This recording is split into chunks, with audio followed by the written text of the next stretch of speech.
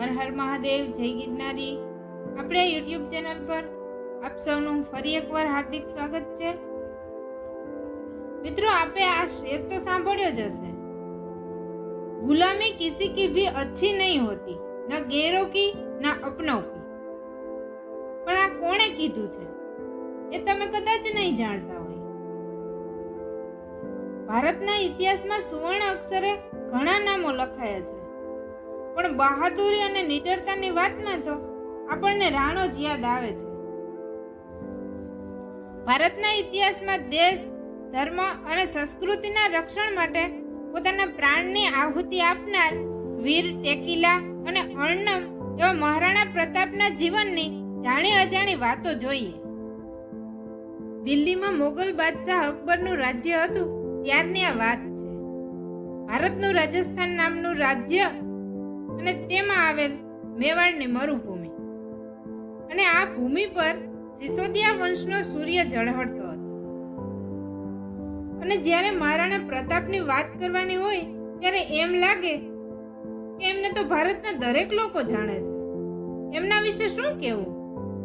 પરંતુ જ્યારે ઇતિહાસની વાતો પર નજર કરીએ ત્યારે ખબર પડે કે આપણે તો ઇતિહાસ માત્ર વાર્તા સ્વરૂપે જ જાણીએ છીએ અને તેને સાચું માની બેઠા છે.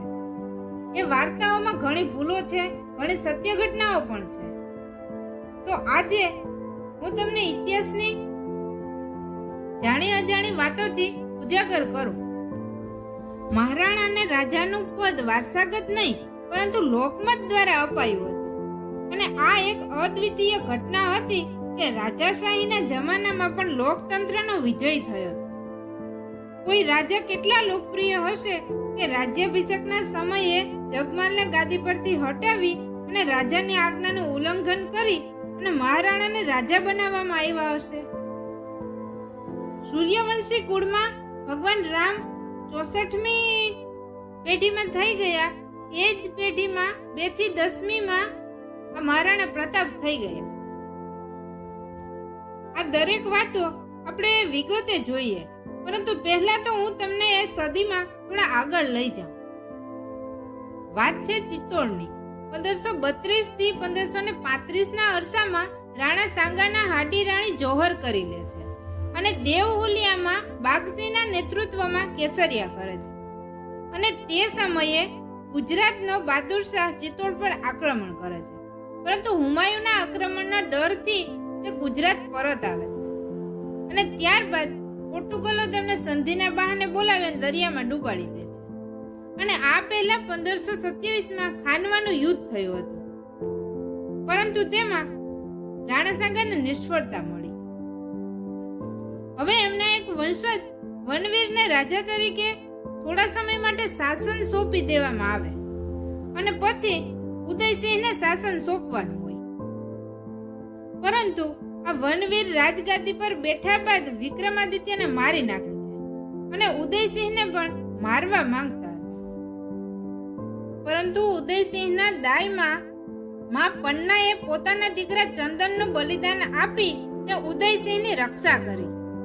આમ તેમણે રાષ્ટ્રને અખંડ રાખવા રાજાને બચાવ્યા. તેમને પોતાના પેટના દીકરાનું બલિદાન આપ્યું, અને આ માં પન્ના હંમેશા સ્મરણીય છે. એમનું આ મહાન બલિદાન ક્યારેય ભૂલવું ન જોઈએ. આમ ઉદયસિંહ રાજ્યની બાગડોર સંભાળે છે.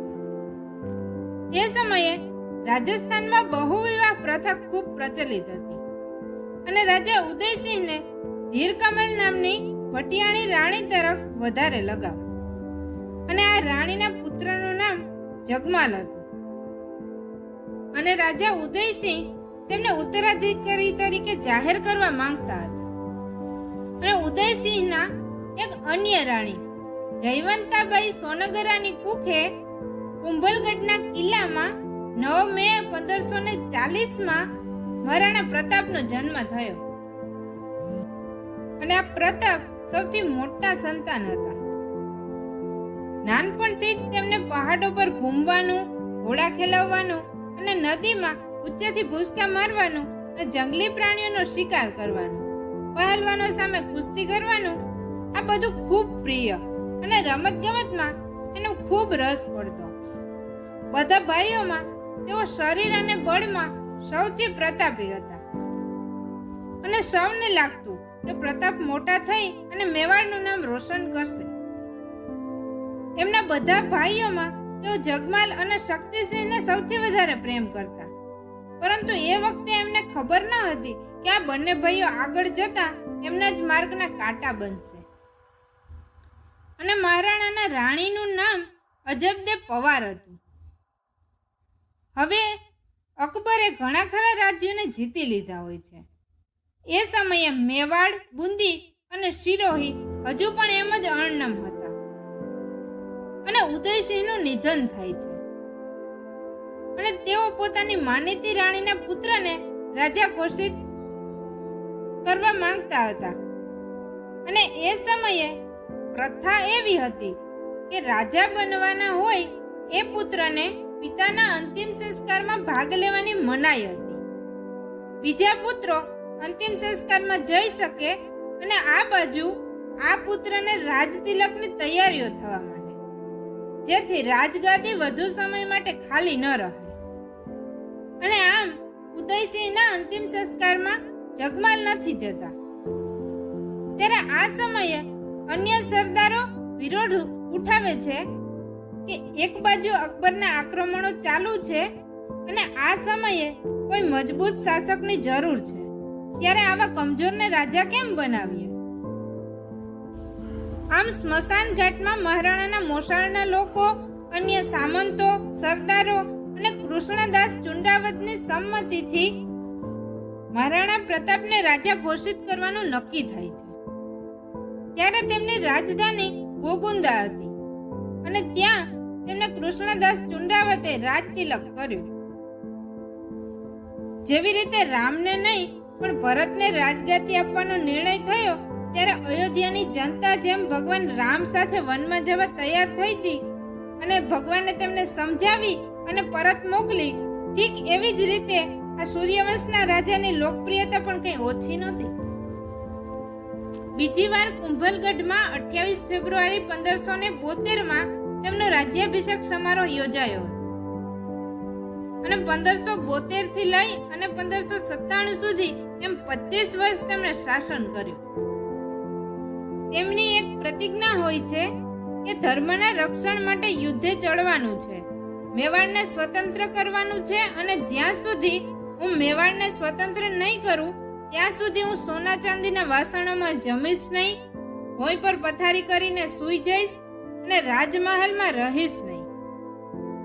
અને આ પ્રતિજ્ઞા સાંભળી અને રાજકવિઓએ તેમને શાબાશી દેતી કવિતાઓ લલકારી હતી. ઘણી ખમ્મા રાણાને ભગવાન એકલિંગજી સહાય કરે.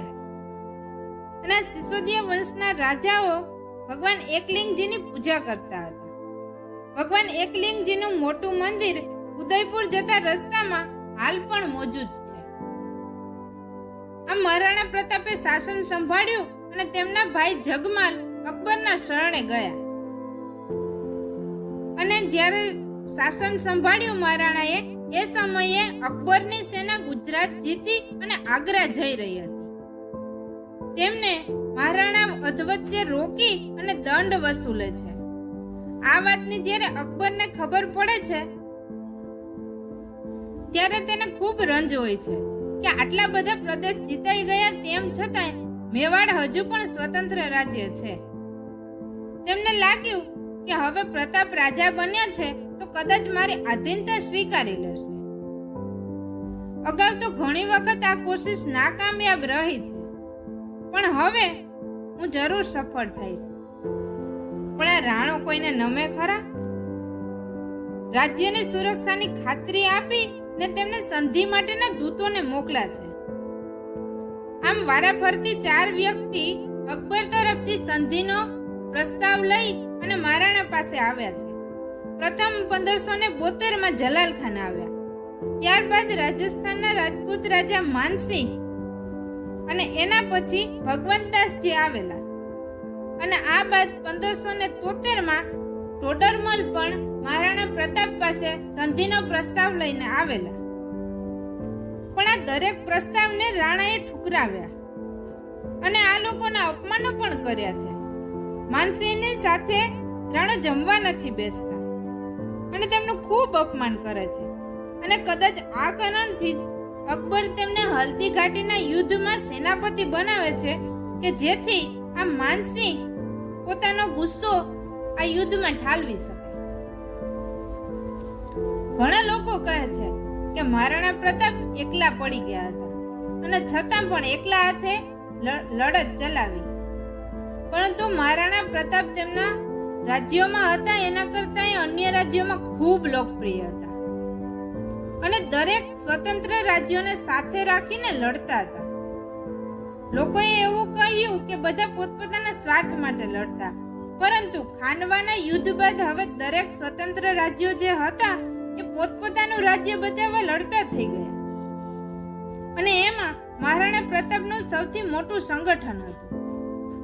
તેમણે આપણને એકજૂટ થઈ અને રહેવાનો સંદેશ આપ્યો અને માળવાથી લઈ ગુજરાત સુધી પહોંચવાના અકબરના માર્ગને એણે બંધ કર્યો અને તેથી જ ઘણા પ્રદેશો એવા હતા કે જે અકબર ક્યારેય જીતી ન શક્યા અને ખૂબ આક્રમણો બાદ મુગલોને એક પણ આક્રમણ કરવાને લાયક નહોતા રહેવા દીધા. એવું મુગલ વિરોધી ગઠબંધન બનાવવામાં રાણા પ્રતાપ ખૂબ સફળ હતા અને આ વાતને સાબિત કરતો એક સરસ કિસ્સો જોઈએ. રાઠોડોના જેસલમેરના રાજા હરરાજનું નિધન થયું હતું. ત્યારે રાણા પ્રતાપ તથા ચંદ્રસેન જે બે મહાન રાજાઓ હતા કે મુગલો વિરુદ્ધ લડતા હતા, તે બંને ભેગા મળી અને રાવણ હરરાજનો શોક મનાવવા જાય છે. પહેલા તે આબુના પહાડોમાં રહેતા મુગલોના કેમ્પને ઉડાવી દે અને આબુમાં રહેનાર દેવલ પ્રતિહાર રાજપૂતોને એમને રાણાની ઉપાધિ આપી, કારણ કે તે મહારાણા પ્રતાપ તરફથી મુગલો સામે લડતા હતા.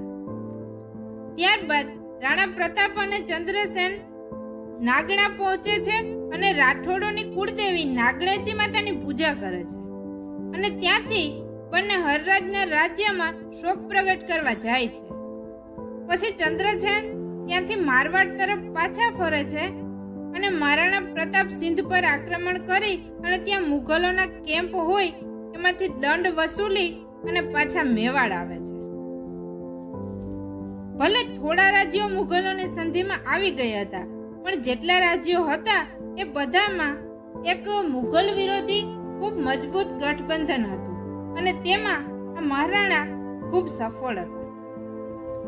અને રાણા પ્રતાપ જ્યારે કમલમેરુ નામના કિલ્લામાં નિવાસ કરતા હતા ત્યારની એક વાત છે. શીતલ નામનો એક ચારણ હતો અને મહારાણાની કીર્તિ તેણે સાંભળી હતી. તેથી તે મહારાણાને રૂબરૂ મળી અને તેમની યશોગાથા સંભળાવવા કમલમેરુ પહોંચ્યો. દરબારમાં બેસી તેણે મહારાણાની કીર્તિને કવિતામાં લલકારી અને મહારાણા ખૂબ ખુશ થઈ ગયા. તેમણે ચારણને પોતાની જ પાઘડી ઇનામમાં આપી દીધી.